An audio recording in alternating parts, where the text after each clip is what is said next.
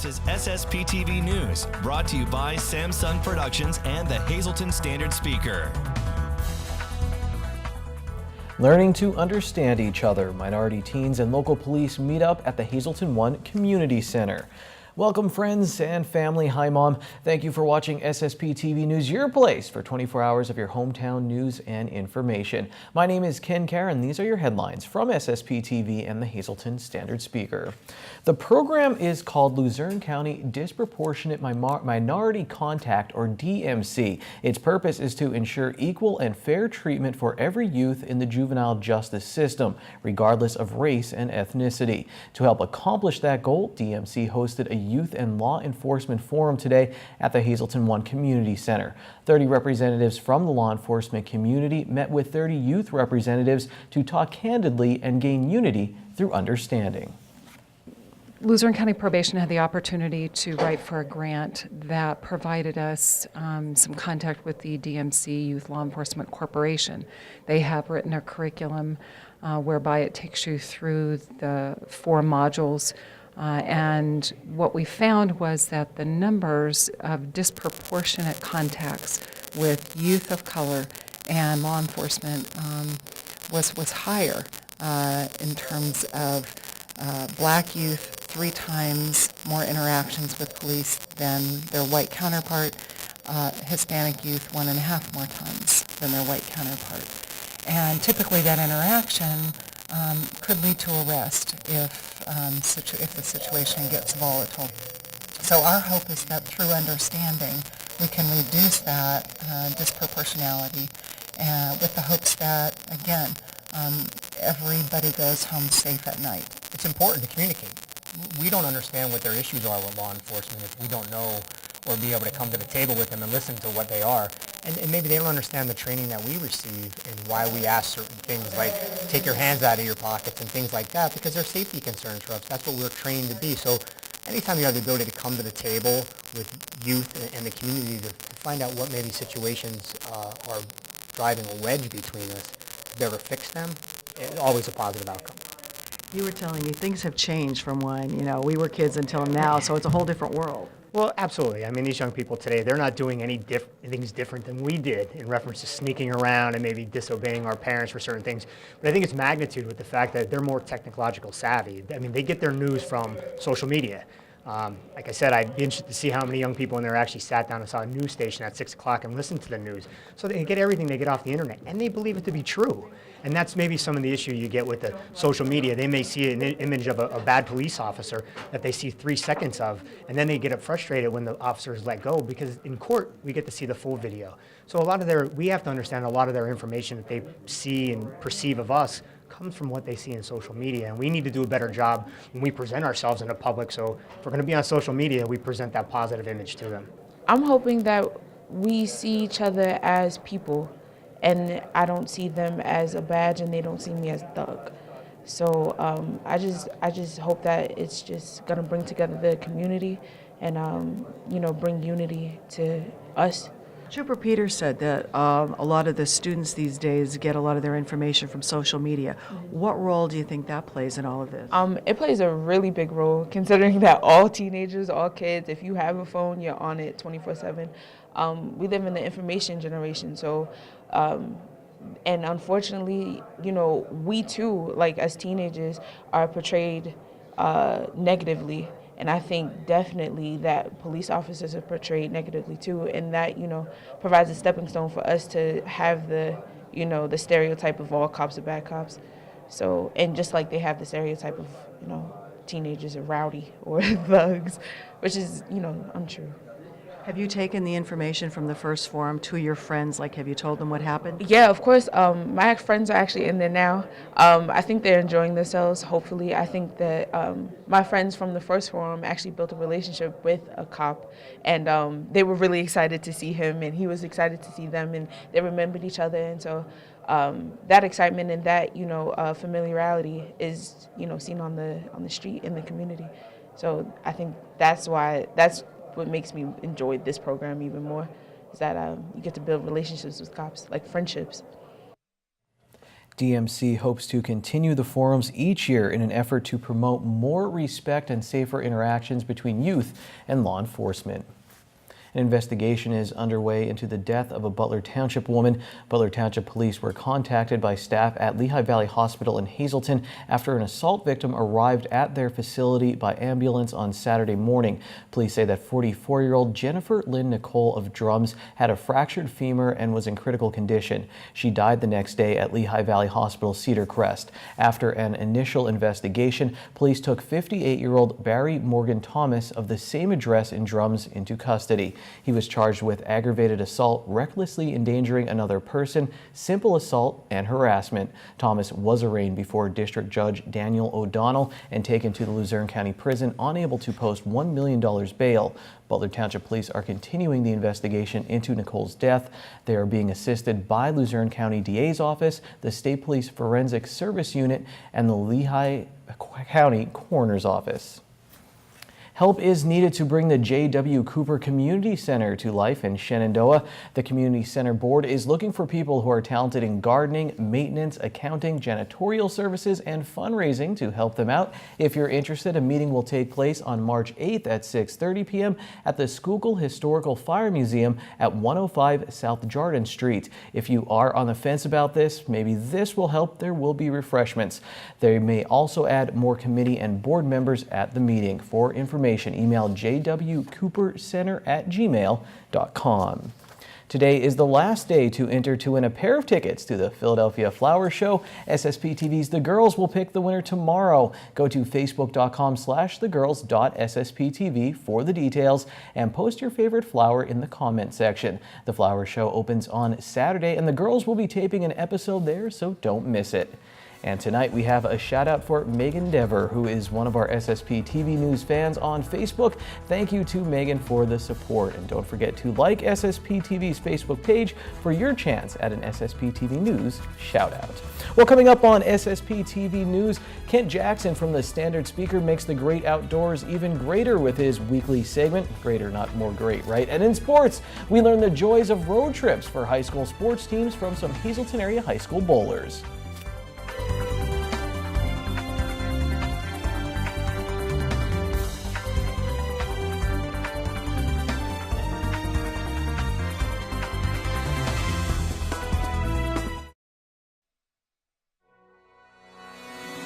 This is SSPTV News, brought to you by Samsung Productions and the Hazleton Standard Speaker. Our friends at the Greater Hazleton Historical Society and Museum have started a fundraising drive. They want to replace windows at the museum and make some other updates to the building that houses a ton of interesting local history as they try to help revitalize downtown Hazleton. The group is also trying to establish the Church Street Historic District in the city. They have many other plans and we'll talk about them with Charles McElwee soon. To help out, send tax-deductible checks to the Society at 55 North Wyoming Street, Hazleton, Pennsylvania, 18201. Make that check out to the Greater Hazleton Historical Society and Museum. All right, let's go outdoors now with Ken Jackson.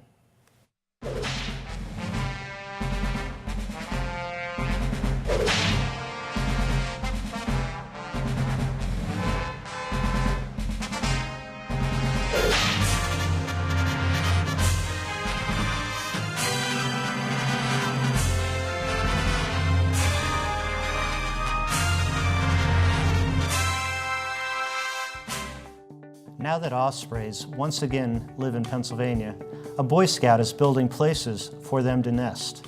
A 17-year-old scout, Garrett Demkovich, built platforms for ospreys, one of which he set up on a 60-foot pole in Tamaqua at the Owl Creek Reservoir. Workers from PP&L Electric Utilities volunteered during their own time to help install the pole. PPL puts up nest platforms to keep ospreys from electric wires, which pose a threat to the birds. Ospreys, though, faced a greater threat from a pesticide, DDT, which ran into streams and collected in fish that the ospreys eat.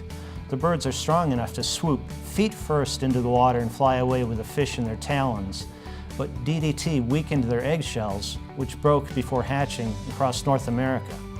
A federal ban on DDT gave people a chance to reintroduce ospreys to Pennsylvania. Now, an estimated 115 pairs of ospreys nest in the state, and the Game Commission removed the birds from the list of threatened species on February 25th. Ospreys will stay off the threatened list if at least 50 pairs remain statewide and if they remain active in 4 areas where they're known to congregate. Although DDT is off the market, ospreys still face danger from fish line, lead shot, pollution, and electrocution. Anyone who harms an osprey faces a fine, too, of $2,500. Anyone who sees an osprey will thank volunteers like the PP&L workers and Garrett.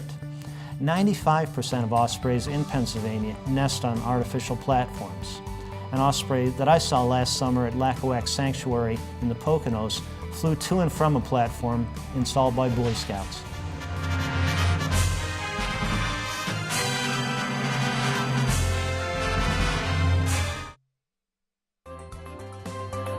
Time now for weather on SSPTV News.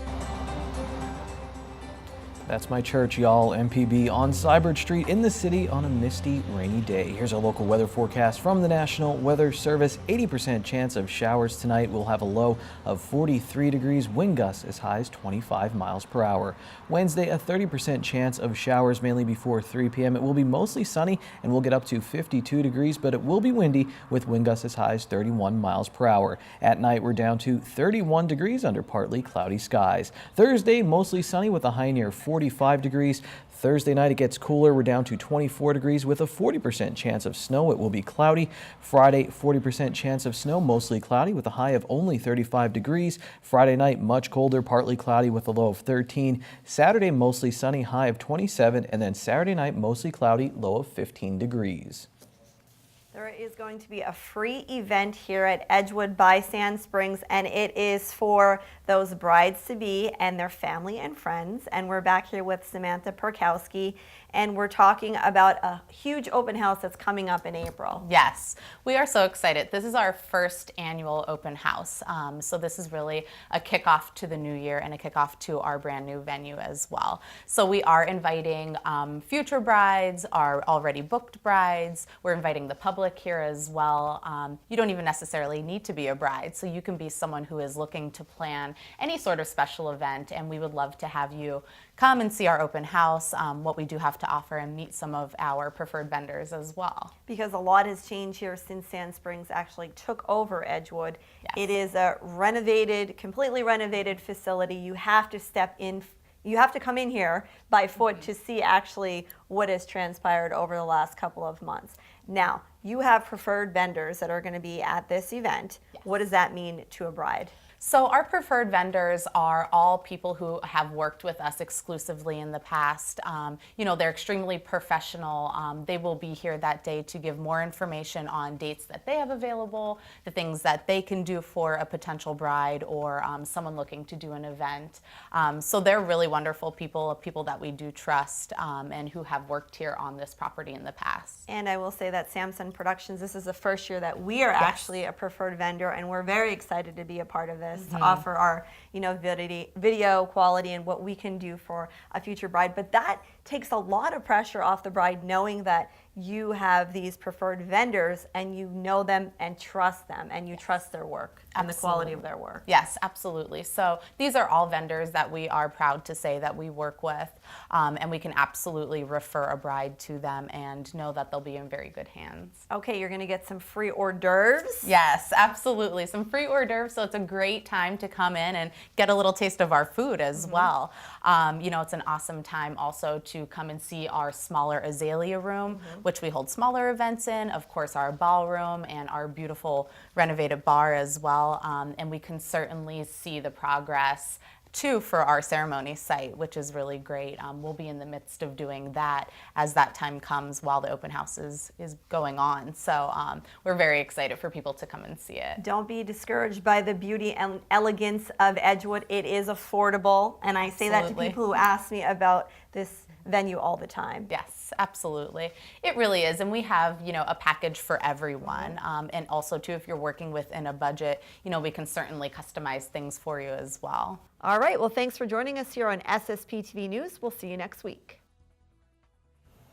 Thank you, Janine. Well, do these numbers mean anything to you at home? They're your midday winning lottery numbers. Pick 2, 4, 8, pick 3, 335, pick 4, 9837, and pick 5, 26713. We'll hit the road kind of with the Hazleton area bowling team as they get ready for Eastern Pennsylvania Regionals after this break.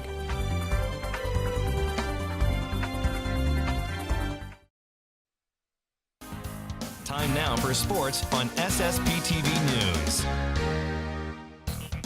Ask any local athlete what the best part of being on a team is, and you know what they'll tell you? Bus rides to road games. I was a local athlete. I remember drinking Sprite on the way to soccer games and rapping along to Nelly's first album, Country Grammar. Last week, some of the Hazleton area high school bowlers made the trip to Lancaster for the Eastern Pennsylvania Regional Championships. They gave us some insight as to what goes on inside their vans.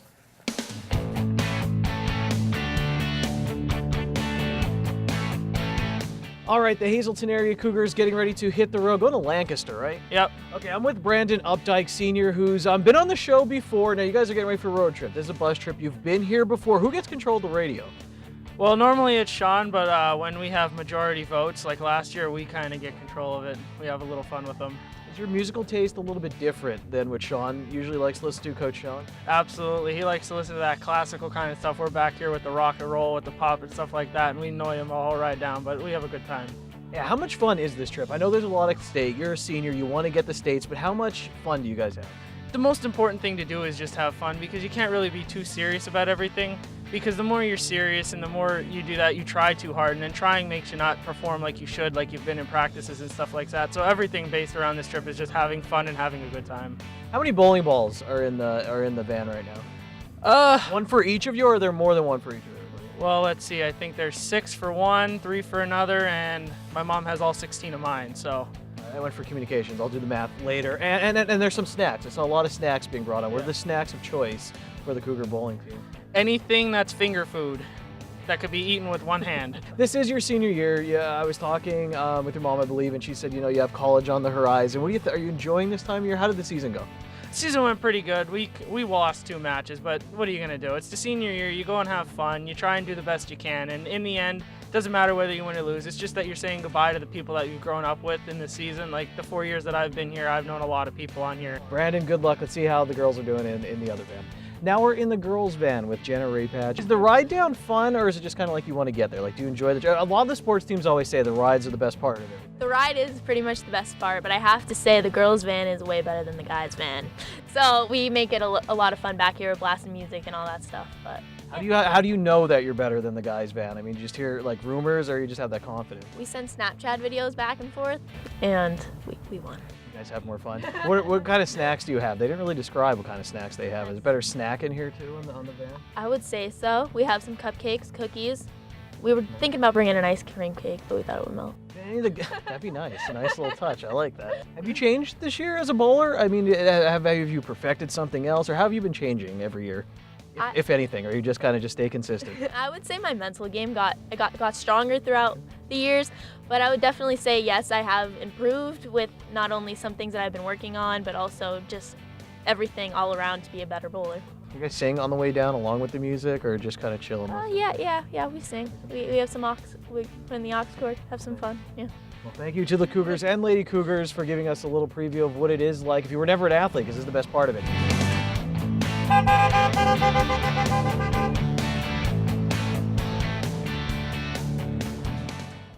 Thank you to Chris, who is with the team. He did the camera work there. And congratulations to the Hazleton area bowlers for making it to the regional championships. And here's how they did. Unfortunately, no one qualified for states, but it was another outstanding year for the Hazleton area programs, Lady Cougars and Cougars. This year, a young Lady Cougar varsity team qualified for the team championships at regionals. They didn't make it to states, but the future is bright. Junior Jenna Raypatch, who you just saw, had the highest score of anyone in the team competition and was named to the tournament's all-star team. team. She also just missed her third trip to states individually by just 2 places, finishing 14th out of 190 bowlers. Here's who's going to keep swimming all the way to the state championships. In the AA state championships, Marion's Danny Berlitz is the top seed in the 200 IM and the 500 freestyle. North Schuylkill's Reggie Crawford is the number 5 seed in the 100 breaststroke. Berlitz will be joined by teammate Timmy Dando, who will be competing in the 200 freestyle. Katie Kurzinski and Angelina Krupko from Marion are both, Katie Kurzinski will be in the 100 backstroke. She will also be swimming the 50 free for Marion. Krupko, I believe, is in the breaststroke. Tamaqua senior Rebecca Kanaski qualified for the 100 breaststroke. Liam Manzel from Monoy area is in the 100 backstroke. 2 Hazleton area athletes will be part of the AAA competition. Jorge Moncayo will swim the 200 IM and the 100 butterfly, while Marina O'Hara made it in the 100 backstroke. The AA state basketball playoffs tip off on Friday. Monoy area is up against the runner-up from District 12, Maritime Academy. That game is in the Philadelphia area. The Marion boys play on Saturday against the 3rd place team out of District 12, Masterman at Martz Hall. Shenandoah Valley is playing in the Poconos against District 2 champ Holy Cross. Tonight, the Hazleton area boys will try to wrap up their season with the District 2 6A championship. Their game against Delaware Valley is set for 7 p.m. at Wyoming Area High School. High school spring sports practice is underway, and Penn State Hazleton has already started their softball season down south in Florida. Hazleton area grad Samantha Varilla had a heck of an opening game, pitching 5 innings and only allowing 1 run while hitting a home run at the plate as the local Lions beat Iowa Wesleyan. In her second outing, also against a team from Iowa, she went 6 innings while striking out 6 and allowing 2 runs. Now, an important sports announcement. Dave Day is moving to Thursday this week, and tomorrow we'll be talking with the president of the Schuylkill League, Steve Toth, about an interesting program the league kicked off this year. Now to our social report. Good evening, everyone, and here's tonight's Talk of the Town report. First tonight, Dr. Thomas Mead will be hosting a 1-hour discussion on orthopedic surgery without the use of narcotics. The Opioid-Free Surgery Joint Replacement Seminar will be held Wednesday, March 8th at 6 p.m. in PNC Field in Moosic. Refreshments will be available. For more information or to register, please call 610-861-8080, extension 36587. And one more quick announcement. Holy Rosary Parish, 240 South Poplar Street in Hazleton, will be hosting a free community luncheon Saturday, March 11th from 11 a.m. to noon in the community room of the church. All are welcome to attend, and the parish would like to thank the Hazleton Rotary Club and the Weinberg Northeast Regional Food Bank. For info, just call 570-455-6390. That's tonight's Talk of the Town. SSPTV News would like to send sincere condolences to the family and friends of these recently departed. Kayla Elizabeth Nepper, formerly of Hazleton. Memorial is Saturday at 11 a.m. from the Philip J. Jeffries Funeral Home. Friends may call Saturday from 9 to 11 a.m. Lawrence L. LaBuzz, formerly of Hazleton. Services were held Monday at the Good Shepherd Church. Arrangements were under the direction of the Joseph B. Conahan Funeral Home. Charles Michael Charlie Ehrenberg of Hazleton. Funeral is Friday at 9:30 a.m. from the John J. Pustei Funeral Home. Friends may call Thursday from 5 to 8 p.m. Jane E. Katolik of Frackville. Burial is March 13th at 10:30 a.m. at the Indiantown Gap National Cemetery. The Orovitz Home for Funerals is in charge of arrangements. Marilyn A. Moyer, formerly of Upper Lehigh. Funeral is Thursday at 9 a.m. from the McHugh Wilczek Funeral Home. Friends may call Wednesday from 7 to 9 p.m. Timothy James Roman, formerly of Hazleton. Funeral is Saturday at 10:30 a.m. in the chapel at the Cavalry Cemetery. Friends may call Friday from 5 to 8 p.m. and Saturday from 9 to 10 a.m. at the Firo Funeral Home. And Monica M. Moliterno, formerly of Latimer. Funeral is Friday at 9:30 a.m. from the Frank J. Bonin Funeral Home. Friends may call Friday from 8:30 to 9:30 a.m. Janine Mazurkevich was in the studio taking video earlier. Follow her on Facebook and Instagram for behind-the-scenes looks at all of our shows here at SSP TV. We're done for today, but we're back tomorrow. Take it easy, everyone. Watch us online anytime at ssptv.com and follow us on Facebook and Twitter.